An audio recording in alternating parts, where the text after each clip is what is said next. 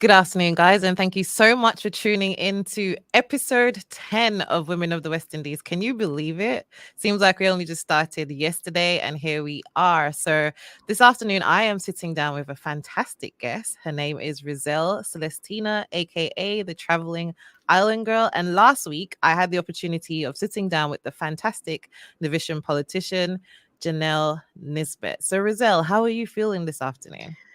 I'm feeling actually great. I'm so happy to see your pretty face again. So it's really good to be here. I can't believe it already. Wow, it's at episode 10 already. Can you believe it?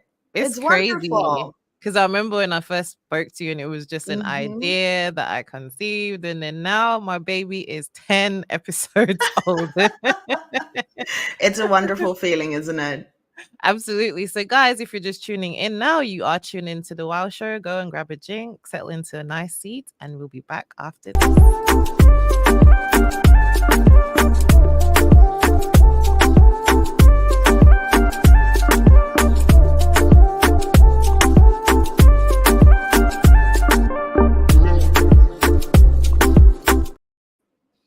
So, Rizelle, thank you so much once again for joining me on the Wow Show. I'm looking forward to this conversation, and I hope that everyone listening is looking forward to it as well. So, I usually start off the conversation by asking my guests one thing about the country that they're from. So, you are from the beautiful island of Curaçao. Is there something special that always makes you feel at home whenever you return to Curaçao? I haven't. I mean, the last time that I was in Curacao was, I think, 2 years ago. Was it 2 years ago? Was it last summer? It's actually last summer. I went to see my family was flying in from Belgium, and they were there, and then so it would have been, because it's such an easy route to Curacao, I just went and meet them there because I don't have any of my direct family living there anymore. It's only the Okay. only ones that remain on the island are all, family, extended family, and of course friends. So I don't get the opportunity as often anymore to visit. But I think that the one thing that I love that when I got there was like, oh, I'm home, was because we were staying on the western side of the island, and the water there is always so beautiful. And we rented a place that was right on the cliff, and we would jump from the cliff into the water in the morning. It was just so special, and just being there and speaking my own language and being with family, that's just, it's home. Fantastic. And to be honest, I'm someone that doesn't know lots about Curacao, and I'm sure lots of people Yeah. don't because it's not one of the Caribbean islands that immediately come to mind. So, what Yeah. language do you speak over there? So we speak Papiamento, and Papiamento is like based on it's based on an old dialect of Portuguese, and it's only spoken on the ABC Islands, so only on Aruba, Bonaire, and Curacao. That's the only places that you'll hear it. You'll hear it here on St. Martin as well, and that's obviously because we're all part of the Netherlands Antilles, or the former Netherlands Antilles. So you still have a lot of people that migrated here, like myself, from Curacao and now live here. So that bring the language of Papiamento with them. Interesting. I didn't even know that. So, is Mhm. that the main language, or do you also speak Dutch? Well, Dutch is the official language in Curacao, but yeah, everybody speaks Papiamento, and then now it's changing. It has changed over the years as more and more people migrate from the Netherlands to live there. It has become much more Dutch than it was before. But yeah, no, that Papiamento is our language. Fantastic. So, looking back at your childhood growing up in Curacao, is there anything like a special experience that you think really shaped the person that you are today? Well, there were a lot of things that shaped me into who I am today, but I think it was such a blessed childhood. I had such a good childhood. And I was just talking to somebody about it yesterday when I was like, damn, we had a good childhood. Well, that was before all of these electronic stuff, like Mhm. we would spend our days outside playing with our neighbors and coming up with games on the go because, not to be bored. Um, our fantasies pretty much ran rampant. We would just we would come up with games and stuff. It was so much fun. But I have to like if I have to be completely honest and say what shaped me, I think it was my parents and the marriage, the kind of marriage that they had. I think that is what shaped me in a lot of ways. Of course, there were some really good things that shaped me as well. So it's really hard to only mention one thing.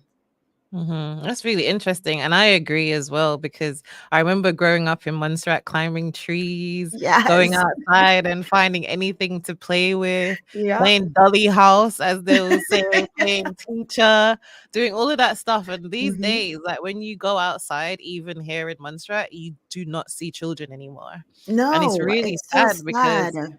that's the beauty of living in the Caribbean. You have amazing Exactly. weather. You have literally a geography class Hmm. everywhere that you go, and Hmm. children are just stuck inside. I remember growing up, I used to actually ask to be beaten instead of being grounded. Like that's how much it meant to me to be outside. Please do not ground me. Let me be able to be free.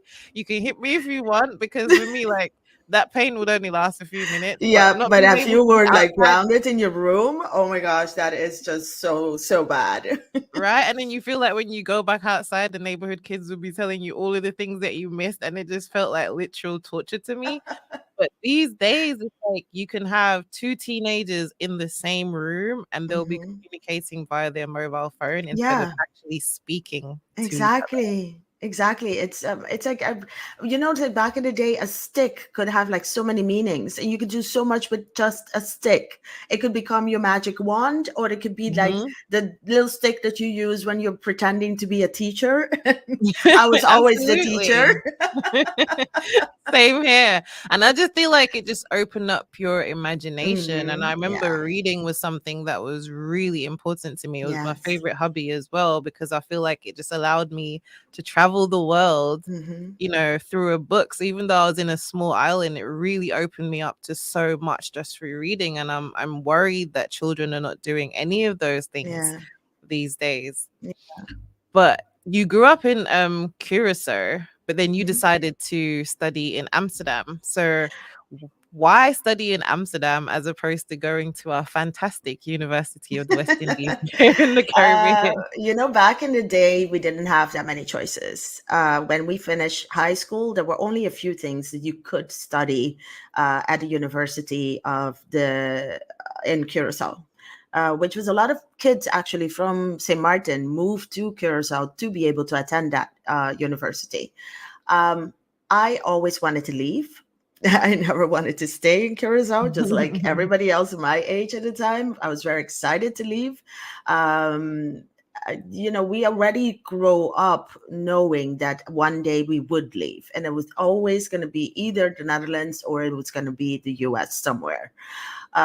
So with my family was not poor, but we weren't exactly super rich either, that they could afford the tuitions in the States. So with four kids, me being the oldest, the Netherlands was the obvious, choice.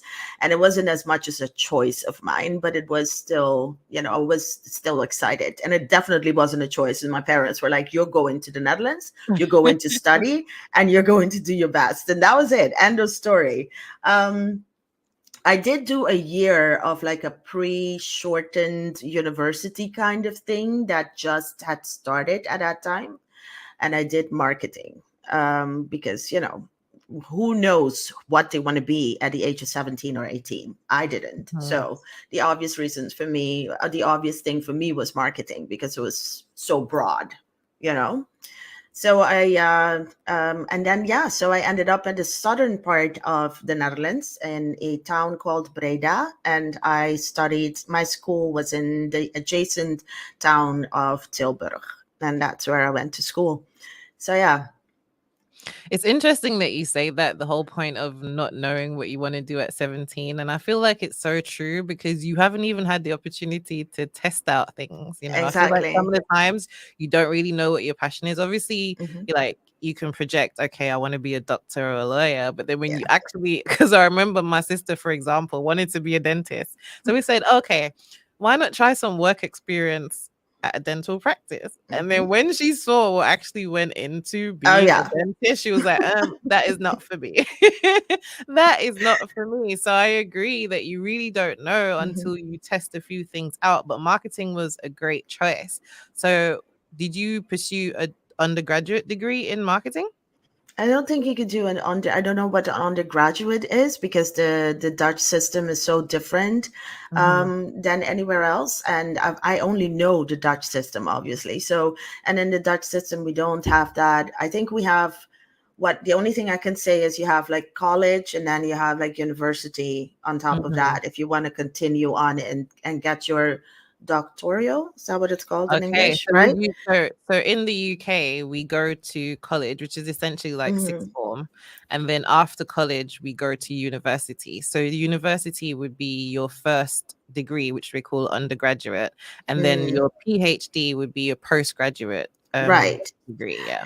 Right. No, so no, I just did I think it's then the college equivalent of it, but it's not really at the same time because of the Dutch system being so different. So I mean, like when you're doing college, there's what we call in Dutch HBO, which is a hoger beroepsonderwijs. It's like a higher, this is when they start to form you into the direction that you need to go to be able to work, Okay. after. So, and that's where I studied marketing. So it's yeah, it's kind of hard to say what kind of degree I have because you can't Mhm. compare it to anything else. I mean, yeah, Exactly. it's very different. So once you completed the Hmm. degree or qualification, what Yeah. did you do? What did you do next? Like, how long did you stay on Well, in Amsterdam for? well, no, I wasn't in Amsterdam. I Oh, was, I sorry. was, no, I was in the southern part of the Netherlands. Then didn't like it at all. And it wasn't so much the weather. The weather did not bother me really. It was mostly the people. I just found them to be really cold and Okay. distant, and making friends was very hard. Um, but yeah, I think it was just for me, it was just, let's just finish this so I can get my dad off my back. For my father, because of his own challenges that he faced as a child, you know school was everything for him. So I always wanted to be a veterinarian until I realized that a veterinarian will probably have to euthanize animals as well. So I said no to that. And then I wanted to be a photographer, but in our family, it was a big no. No, you cannot be a photographer. You cannot make a living as a photographer. So you are not going to be a photographer. So you're going to do something else. So marketing was the choice. And then at that point, I just wanted to get my dad off my back. I was just wanted to finish so I could have my freedom. That was pretty much the only thing I was concentrating on. He did want me to continue with a university degree as well after, and get my, I guess, PhD. So I enrolled in a university, and that's when I moved to Amsterdam. So I did, Okay. yeah. So there was Amsterdam there, yes, for a little while. I was living in the adjacent town of Haarlem, which is still my favorite place. And I did a year of university, and I think I went to exactly maybe two classes because right then I was just done. In a And year. I was just done. I was like, you know what? I did 4 years here already. I'm not going to do another four. That's it. I'm done. By now, I was already like 23, 24 too. So it's like, no, I'm good. When a lot of people actually stop at that, you don't need necessarily to go into that. And it was also going to be something different. I was going to do, I was going to become a translator. So I was going to use my marketing and then my translating because I was really good in languages. So that was just another one of those obvious things to do. But no, it wasn't giving me any great feelings at all. So yeah, I enrolled, but I never went to classes. And at the end, I had to break that news to my father, which I was, oof, my gosh, I was sweating bullets that day. That was gonna be my next question. What did you what did your dad say when you broke Woo, the news I to him? was sweating bullets. I mean, like, I was all the way in the Netherlands. My dad is on the phone line all the way in Curaçao, and I was still scared to tell him that. And He said, okay, well, as long as you already have a degree, it's fine with me, but never stop learning. And that was my dad. My dad would never, ever stop learning until the time he died. He was still always learning. He proudly had in his office at home, he always had like all his degrees, you know. It's like Mhm. that was like to to His me, that badge was of always like his honor. superpower, his badge of honor. It was his everything. So what was your mum like throughout your childhood and growing up? Because your dad sounded like more of the disciplinarian. So what was Definitely your the mum like? disciplinarian. I mean, even the dogs were afraid of him. Um, we had the dogs inside, and that was a big no-no. But the dogs knew that as soon as they heard his car pull up, they all would run out of the house. Yeah, that was definitely, everybody was afraid of him. But my mom was my mom, before she got married, she was this, to me, this big daredevil. She used to do parachute jumping. You know, she would jump solo out of a plane, and then she would tell us Wow. stories about how she would fold back her parachute and then fly, and then, you know, jump again. And I have her little booklet with that has to record the jumps. I have that Mhm. still here. Um, and she would drive, you know, fast. That was my mom. My mom always has a very heavy foot when she's driving. So she was like this big daredevil. And then when she started having kids, and then my dad being who my dad is, she kind of like, she became a housewife, or a stay-at-home mom, I should call it. And my dad made sure that she had all the necessary, you know, things to make it easier for her, because 4 kids, oof, I don't know how she did Mhm. it. So we had a nanny also growing up, and the nanny was from Dominica. So we always had, I think that's where the English started for us as well. So Mhm. yeah, yeah. My mom 'Cause I was was a actually stay-at-home gonna mom, but she ask. was very, oh, sorry. Yeah, she was No. very involved with our lives though. As soon as we got home from school, and that was a great thing though, because she was always there. And she would sit with us when we were younger. She would do like on Sundays, you know, boil eggs, and we'll paint eggs, or she'll do like some kind of like activity with us where all of us could sit down with the neighborhood kids and do something artsy. You know, it was a lot of Mhm. fun actually growing up with my mom being home. Yeah, because I was actually gonna ask the question, when did you learn to speak English? Because you speak English so well, and obviously you spoke 2 other languages as uh well. So yeah, when did you 3. pick up, oh, 3. When did you pick up English?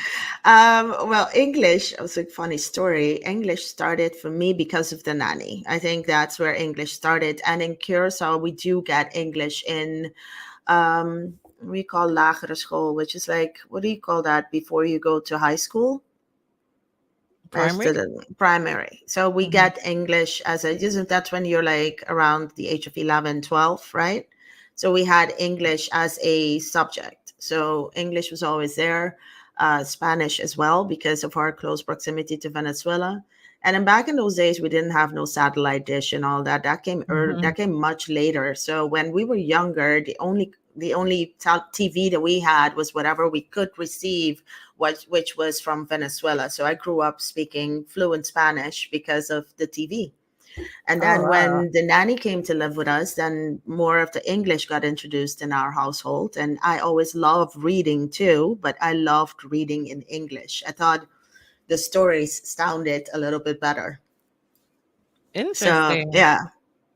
It's amazing what the young mind Oh can my can gosh. do Yes. and pick up, because I've tried to learn languages as an adult, and my brain is just like, it's a no. Yeah. It is hard. It is not easy Yeah. learning new languages at as an adult, that's for sure. I've been trying to learn French, and it's just it's yeah, it's not working Yeah. as fast as I had hoped. I could imagine. So, guys, if you're just tuning in now, we're just going to take a quick break and we'll be right back.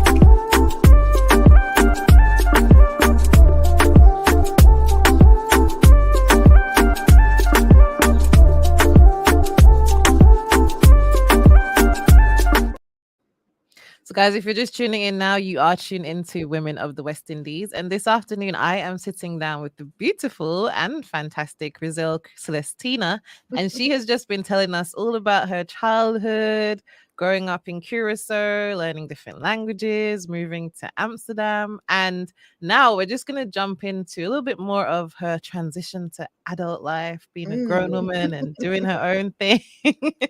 so, whilst you were in Amsterdam, what did you do for work? Where did you work? Uh, oh, I did like the right after school you start doing like these odd little things, like whatever work you could find. I worked as an administrator, and then I finally landed a job at an advertising agency in the southern part of Amsterdam.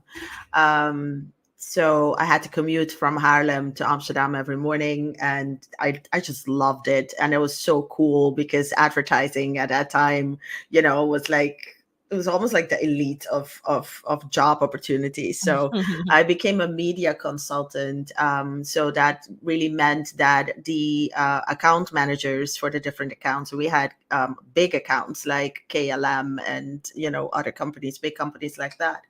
And they would come to me to ask for, for um, my profession, my what do you call that, Like your expertise, and like, yeah. what would I suggest if they want to, if their target group was in the southern part of Holland, which papers, newspapers, radio stations, etc., they would have to. So I would have to put all of that together and tell them, okay, these would be the best ones to target, this group, that group. And then I would make the bookings, and I had to then work with the art part of the company, and then get all of those prints to the actual newspapers. That's Mhm. like back in the day before. I mean, we had email, but then to print a newspaper, you needed the actual prints, which we would do in Mhm. house, and then get a courier to come over, grab the prints, and then bring them to the newspaper. And it was always like this hot. I love that hustle and bustle part of it, like, oh, there's a deadline, we're not beating the deadline, and then you're running and you're working late, and it's like, I loved it. I loved that, like when you never knew what the day would bring, but it was a really close knit community at the job too. So I made a lot of friends that I still have to this day. So that was really, really nice. Yeah, I loved it. But it was a lot.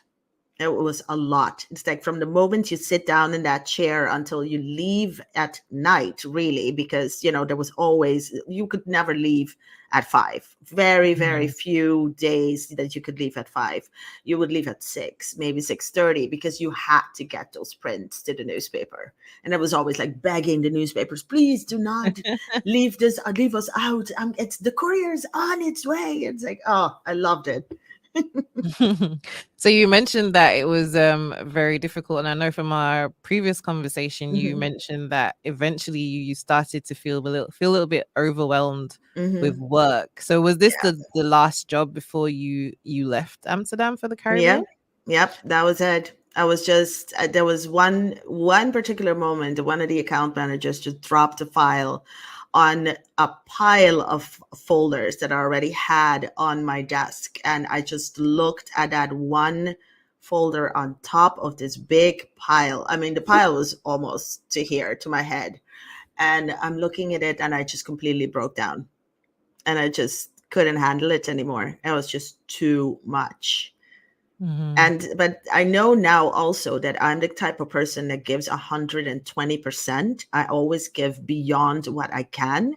And then there comes a time when you cannot sustain that, not for a very long time. So it was just too much for me, and I broke down. So the doctor sent me home for a few months. Mhm. So I know how that feels because I'm more or less the same. We have so Hmm. many Yes. parallels in our life, and I feel like sometimes when you're that person that just gives 100 and Hmm. everybody expects you to give 100 Yeah. all the time, so they might not even you might have a colleague sitting right next to you doing Hmm. the exact same thing, and somehow your workload is way heavier than that person just because Yeah. they know that you'll deliver. But let's talk a little bit about that. When you were sent back, did you go to Curaçao or did you just go straight to I Maarten? no. I just stayed home. I remember staying, Okay. not knowing what to do with myself, because here I go from this very, active life at work to just sitting at home. It's like for the first few days, it was really hard. I was like, what the hell am I going to do? Just sitting at home. It's like I was almost like, okay, I'm feeling better. I'm coming back. Like, nope, not until the doctor signs up on it. So I had to just find new things to do. And then so I decided, I think it was during that time, I'm trying to remember exactly. I think I took a few extra days vacation as well, and I kind of like put those together. And I think I was already playing with the idea of returning to the Caribbean. I knew Curacao wasn't going to be an option. I didn't want to do Curacao. So I came to St. Martin on vacation Okay. with friends, and it was kind of like a let's see if this could work kind of trip. So was that your, so did you return to Amsterdam after Yes, that I had to vacation? go and pack up my stuff, but yeah, pretty much. I think that trip was in December, and then by February on February 5th, I landed here, and that was it. Oh I wow. haven't turned back. So what was it that you found in St. Martin that just drew you back? Because obviously you're from Curacao. This was just Right. a holiday. This is It like was a a short holiday, and holiday. I'm very familiar with St. Martin as a holiday destination because Mhm. my friend used to live here, so they would come every year, and then I would tag along with them, with her and her Okay. family. So I already knew a little bit about St. Martin at the time, but I was always like a holiday destination. But that trip was really more for me to see a little bit more beyond just the beaches and what life was like here. And so I started doing research, and at that time you couldn't really find a lot about what life on St. Martin was. And I mean, I went over every single website I could find to gather the information that I needed, how to find a job, and all of those things. And then on the 5th of February 2001, I landed here with my 2 suitcases, and I never went back. And the best feeling was when I saw that plane leave without me on it. It was the best feeling ever. That blue KLM was just leaving and I was not on it. But going back to your question about why St. Martin, I think it's because Curacao, as much as I love it and as much as it's home and as pretty and beautiful and all of that it is, I never really truly felt at home there. So That's for so me, interesting. yeah, it was yeah, Curacao a lot, but it wasn't home for me in that sense. I couldn't really understand how, well, at least it was with the people that I grew up with. And a lot of people were very much into the exterior. Um, going to the supermarket, you gotta like put on your makeup and your nice shoes and a nice dress. You can't just go to the supermarket with just flip flops. I mean, my mom still looks at me like, "Oh my gosh, you cannot be my daughter." Sometimes, it's like, Like, who are you? like she always has something to say whenever she sees me. And I was like, is that how you stepped on a plane? Oh my God, you cannot be my daughter. So, but it's very much, or at least it was in my community. So it wasn't, freedom is so important to me. I wanted to be free to make my own choices. I didn't want society to determine how I dress to go to the supermarket.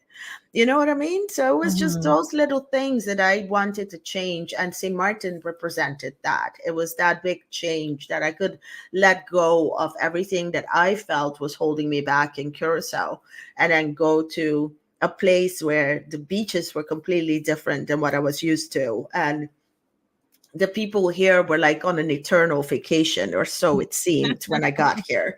It's like everybody was in flip-flops all the time, and to were just, they never had to really worry about, hiring a makeup artist just to go to a party. It's like, no, I'm not into that. So yeah, so I think that's what St. Martin was for me. Mhm. So how did it feel to, obviously you were in Amsterdam, no matter how Hmm. stressful the job was, you had a job. So Yes. how did it feel? How did it feel to make that transition from, having a stable job and then moving to St. Martin, where it was Mm. even difficult in the first place to find out where to look for a job? What was that transition like for you? It was hard. It was really hard. And it was really a time when I said, because I already told my friends in the Netherlands, and I had a very tight group of friends, and we're still friends to the day. We just had a reunion last summer, all of them, the whole group together, which is so precious. And they always remind me, whenever they see me, they remind me, remember that time when you said you're moving to St. Martin for a year and you never came back? So I always told them, I remember this. I was standing at Schiphol Airport and I told them, if it doesn't work out, I will be back in a year. But I have to give this at least a year. So I did. Mhm. I gave it a year. And you know what happened, Vernaire? It was so bad because I couldn't find a job and I couldn't make money, that I was so poor that I couldn't even afford that one-way ticket back to Amsterdam. Wow. So that That's was one way to keep you in St. Martin. that was why I stayed. That's crazy. I would do whatever jobs I could find. But then, coming from Curacao, where it wasn't that big of a deal with the seasons, in St. Martin, you really feel it. So I worked, my friend who also had moved back to St. Martin, the one that who I used to go with her family, I used to come here on holiday. She then had already, they had a business here and everything. So she gave me a job at her bar. So I was a bar maid. What do you call it? Bartender. Bartender, yeah. For a few of the first years that I was here, and I was very thankful for the job. But let's be honest, it doesn't really pay. And in season, it's great because you get in the tips and you're rolling a little bit in the money. But then as soon as season's done, it's over, it's done. That cow has been milked. Goodbye. So Mhm. the my first off season in St. Martin was really, really hard. That's when it got really hard. In the beginning, it was all parties. It was great. I had money. I was partying every night. It was good. But yeah, as soon as off season came in and the summer hit and the summer money, the tourists left, that was like, oof, what am I gonna do for money now? So it was hard. But then yeah, so I stuck it out. So was there a moment when, even though it was very difficult and challenging Mhm. at the beginning, was there a moment when you still felt like, yeah, I'm gonna stay here in St. Martin now? Because obviously over time your money must have built up and things like that. But Mm. what made you stay in St. Martin all of these years? I think the reason is when I started to know more local people. Because in the beginning, the first few months that I was there, the first 6 months that I was there, I didn't know any local persons because of the work that I was doing. I was working. It was a yacht bar, so everybody that I met was transient. They would Mhm. all there just for the season and then they would leave. So I didn't have any local friends until much later, after that first year, that I started to get to know more people. And then when I met my husband in a year and a half after that, that's when I started seeing, more of the benefits, and it started to feel more like home. Mhm. So let's talk about your husband for a little bit. Mm. How did meeting him change your outlook on things as Oh, well? it changed a lot. I mean, like,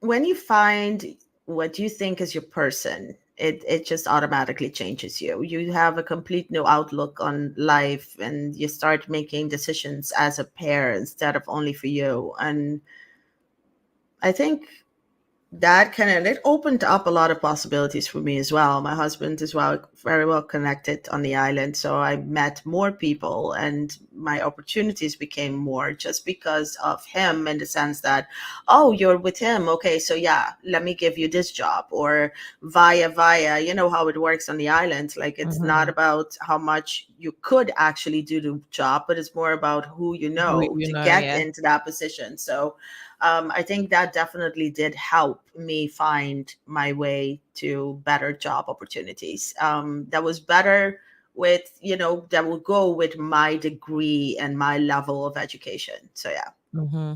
And then you also got into event planning. Can we talk about that Mm. for a little bit? So how did that happen? I How did did you get so into many, like, event if planning? you if you read my resume, I did pretty much everything that there was to do. I did it all. I had so many different jobs.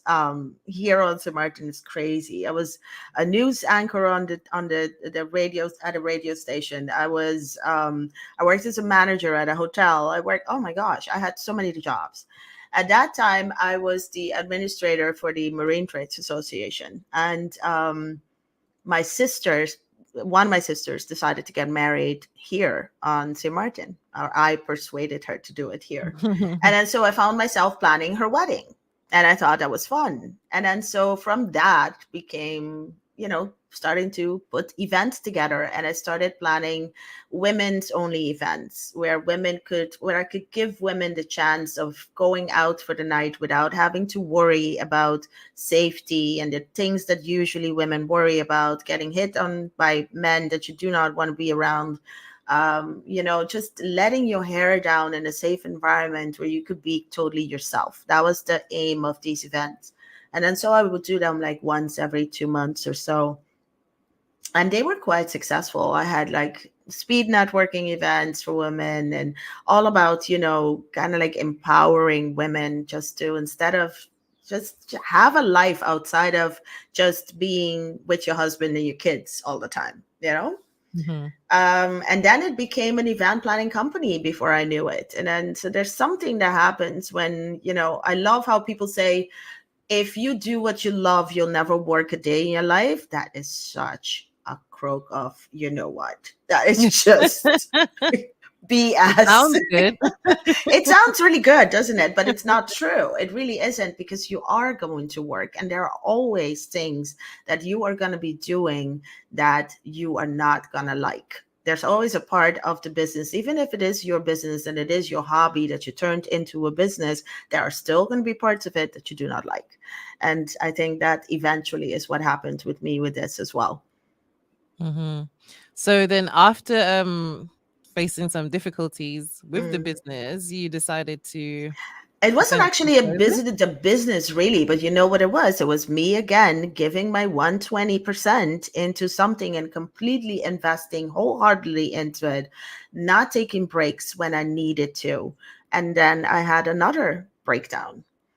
It was Mhm. completely overworked. And then so that was when I decided, okay, I'm not gonna do this again. So Mhm. I took a break. So what did you learn in that moment? Because obviously you didn't learn anything in Amsterdam. No. Obviously I didn't. And then, So what did you learn second time around I that didn't you learn it then either.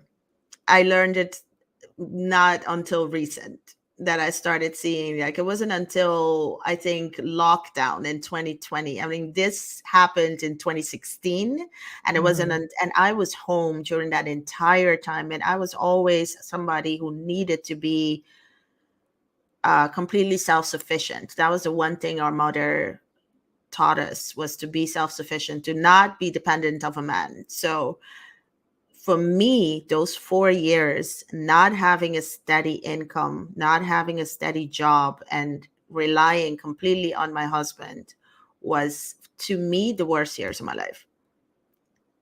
I cannot stress how important it is for me to be independent. And I didn't, I lost that independence. Like what, just like I Mhm. said, my freedom is very important to me. My freedom of choice is very important to me. So that was really hard. So at that point, no, I didn't learn anything. And it wasn't until when I went in therapy during 2020, that I had a therapist, and we were doing Zoom over Zoom. And she then started to help me get out of that rut. And one of the things that she had said at that time was that I needed to change the way that I was doing things. And then she also pointed out what my triggers were, that I knew when to quit, or when to not quit, but take a break, Mhm. not to continue giving 120%, but step back, take a little breather, Do not fill up my plate so full. Take it easy, step by step, and recognize when it was too much. Mhm. I think that I'm like you in so many ways because in a lot of ways I like to be active. Mm-hmm. So sitting at home and doing nothing is like torture for me. Yeah, But then over the years now, I've realized that you actually need to give you have yourself to. some time, and you need to Mm-hmm. give yourself time, even just to think, because if you're just running Mm-hmm. and running and running and running and running, are Yeah, you even really doing what you want to do, or you're just like you're on a just working treadmill to going work. nowhere? Yeah, No, basically. exactly. So I felt like that like around this time last year, and I just Mm-hmm. decided that I'm gonna take a break and slow down because I just felt like I was just running. Mm-hmm. And And and not then I getting anywhere, or at least it was in my situation. I wasn't getting to anywhere really Mhm. satisfying either. I was what did I have to my name after all that Yeah. work? Nothing. So it And that's was, how I felt too, and yeah. interestingly, I sought therapy, and therapy also helped because it made me realize, 1, that I was a people pleaser, Mm-hmm. because sometimes when you're running, it's not necessarily like you said, you're not lots of the times you're not doing things for yourself. No, You're doing no. things because someone's asked you to do something, you're already Mhm. overwhelmed, and because you lack the ability of saying no, you just keep going and going and going and going. So one of the Yeah. things I've actually learned very recently is the power of the word no. And Oh my sometimes God, I love that word. it's not that you're saying no to other people, because Mm-hmm. most of the times you end up saying no to yourself by saying yes to other people. Mm-hmm. So I yeah, sometimes you can listen to all this motivational stuff and it keeps Mm. telling you, you need to It keep keep focused, telling and you. you need to keep giving it Oh yeah. 100%, and you need to keep going. And then when you No. turn around, you realize that, wow, like I've been Yeah. doing all of this, but I've actually missed out on living, Mm-hmm. because that is Yeah. important too. And life gives you those lessons. They kept them. Definitely, life was trying to teach me a lesson every single time I had a breakdown at work. Mhm, It was trying to teach me to take it easy and to, that was exactly why this was happening. It was like a client having a problem. You would then turn it around because, God forbid, a client wasn't happy with your work. So for mhm, me, it was just like, oh, well, then let's go 200% more into this. Let's make sure that the client is happy at the end of the day. You break yourself to make somebody else happy, and you completely ignore your own needs. And so I think that is the big lesson that I had to learn. Not only taking it easy and recognizing when I had to kind of like step back a little and relax, it mhm, was also what you just said, saying no to other people so I could say yes to me. That was something that was really, really hard. And I think it's hard for a lot of Caribbean women because that is how we grow up. We grow up that we are not allowed to say no to others, that we mhm, always have to please others. It's from early childhood, when it's like, smile when somebody comes in, say, be nice to guests, and smile even if you're not feeling like smiling, and you got to be polite, and you got to sit a certain way, and you got to act a certain way. And um you know yeah, and I cannot blame them either, because that was their generation, so that was all they mhm. knew. But yeah, it's very eye-opening when you start realizing that, hey, I can say no and the world does not fall apart. Absolutely, because you can't give from an empty cup, right? Yeah, So exactly. technically, you should be giving what's running over, not just Mm-hmm. giving from an empty cup. Because Yeah.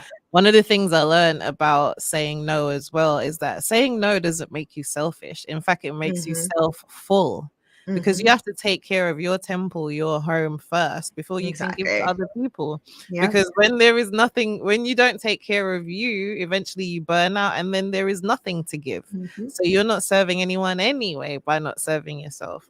But yes, guys, we're going to take a quick break on that note, and then we'll be right back after this.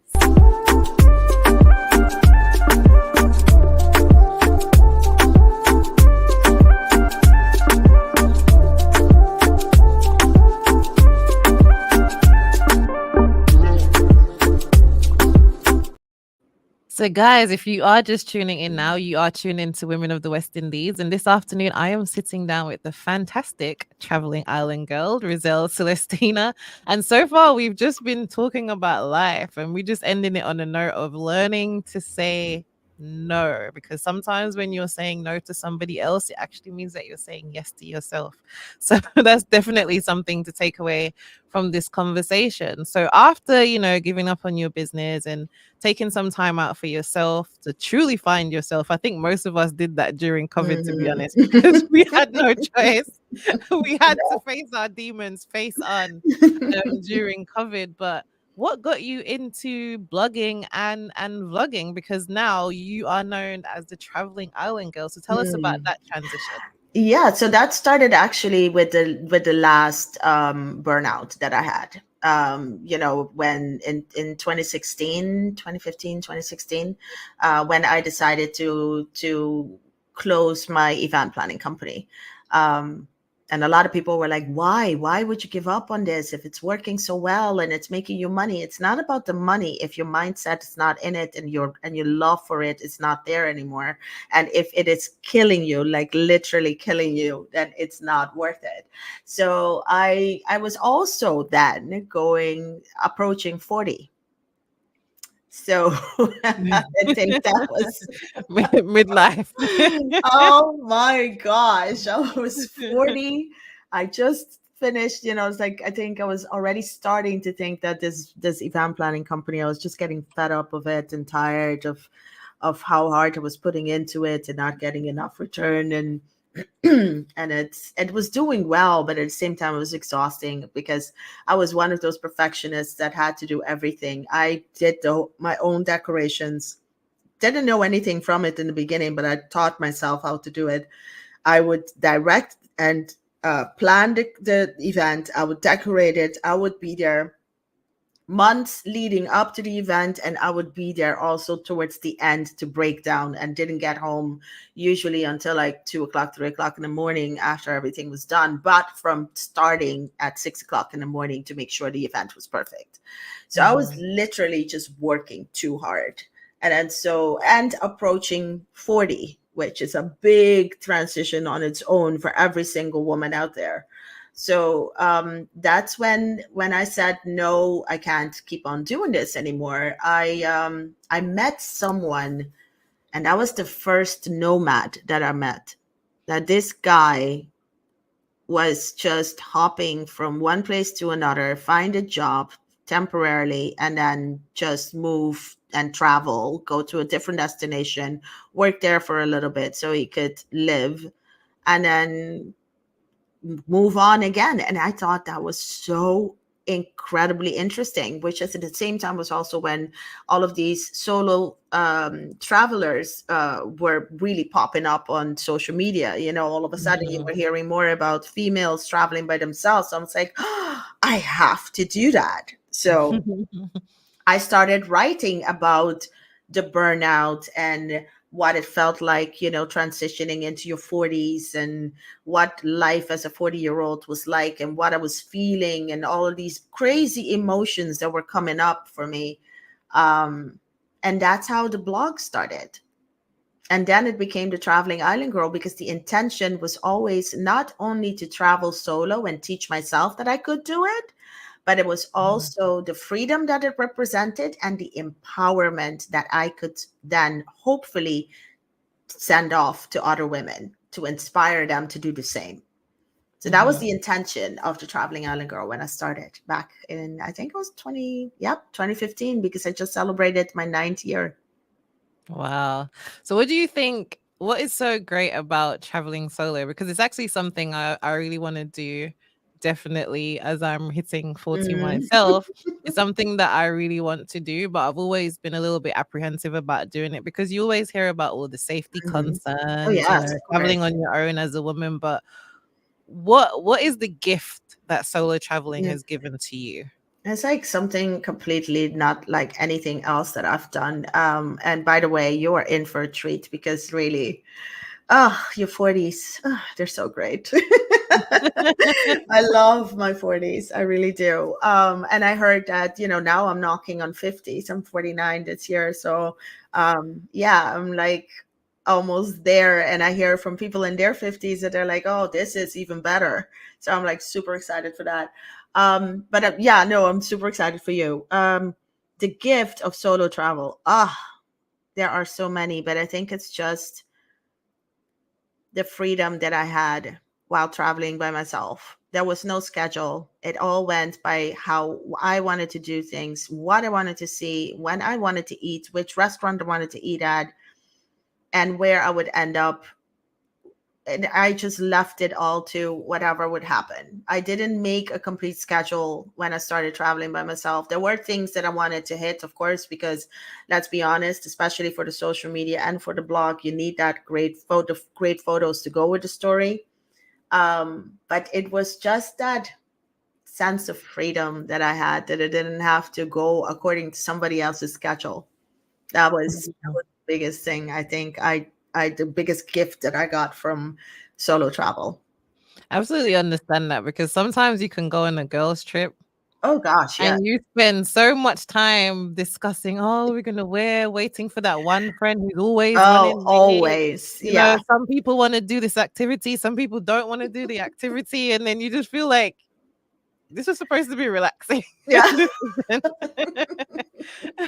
So I know when you just moved back to St. Martin and you were planning all these events and stuff like that Hmm. for women and getting them out of the house and stuff like that. So obviously female empowerment has always been a big part of your life Always. and your Hmm. story. Tell us about your motivational coaching, because that's something that you're leaning more towards these Hmm. days. Why Yeah. is that, and how is that unfolding for you? I'm trying to kind of like bring them together. The whole, I'm going back to what the traveling island girl was supposed to be in the beginning, which was to empower women through travel. And now I'm adding wellness to it as well. Because since discovering it for myself, I now feel like it is such a blessing, the things that I have learned in the past year and a half, that I want to actually integrate that into my business. So I I say, and I actually did the course and everything. And yes, I am a motivational coach, but at the same time, I think it's just the blending of the two. That's where my niche sits. I want to Mm. empower women through travel and wellness, and how to teach them how to change their mindset. And I think that is so so important. It's like, if you can change your mindset, you can change your life, and you can come out of the hardest years of your life, and you can come out of it, if just by just changing your mindset. Mhm. So yeah, so that became super important to me, and I love that I'm able to now actually put those two together, in my business or in my brand. That's fantastic. So obviously we spoke about some of the, the pros and cons of group travel. And I know that Yeah. you just hosted you just hosted a female travel retreat. So what would you Hmm. say is the difference between traveling with the girlies to attending a travel retreat like the one that you just hosted most recently? Hmm. Well, I can tell you that I did travel groups before, and those groups were mostly focused on, getting women to travel by themselves. Because a lot of people want to do it, but they're so afraid when I get there. Oh, am I going to be lonely? Am I going to be, I'm afraid to travel alone. But a lot of times it's just, if when you do a travel group or a retreat, it's just that step closer to solo travel, because the actual traveling you're going to have to do by yourself. But when you get there, you already have a community set up, and you already have Mhm. support, and you don't need to stress about, oh, how am I going to do this and where am I going to stay and all of that, because that's already planned for you. So it's a little easier to kind of like ease women into solo travel. And that's why I started doing travel groups. So I did two travel groups, and one in 2018, one in 2019, if I'm not mistaken. And but the difference is that I was a complete different person then. And I remember I hated every single part of it, the Oh travel wow. groups. And I hate such a strong word, but I really disliked a lot of it, because here it is, somebody I'm really happy by myself. And when I was living in the Netherlands, I would go to lunch by myself. I would go to dinner by myself. I would go to the movies by myself. When I moved to St. Martin, I would go to the beach by myself. But it was a lot of things that I would do by myself. I'm a person that I'm very happy just being with me. I don't need people around me all the time. Actually, in fact, I prefer it sometimes, you know. just my own company. So a person like that going into being with others, and especially women, because let's be honest, there's always one that whose opinion is going to kind of like trigger you in some way, or there's one who is always late, and then there's like little things that can aggravate you if you let them. But that was, oh my gosh, I was really happy by the end of the 5 days that it was done. And now fast forward to today, when I just had the retreat that I had, and the mindset now that I have, and the changes that I've applied in my, how I think and how I act. That was just, it was such a beautiful experience. The 5 days that I spent with these 5 women. And I know also now all of the lessons that I have learned so far about not doing too much, not exerting yourself, not going over your limit. When it's too much, retreat. All of those things, I applied them to this retreat. And it was just magical. It was beautiful. It was something. I'm now looking forward to the next one, which is happening in December. That's fantastic. And isn't it amazing how your life can change just with a Oh, just with a shift of your mindset, right? exactly. Just that little shift. And it's so easy. It's just a lot of times we tell ourselves it's hard because it's of course it's hard. It's something that you are not used to and you have not done before. And everything that is new is going to be hard, no matter how Mhm. much you want to do it.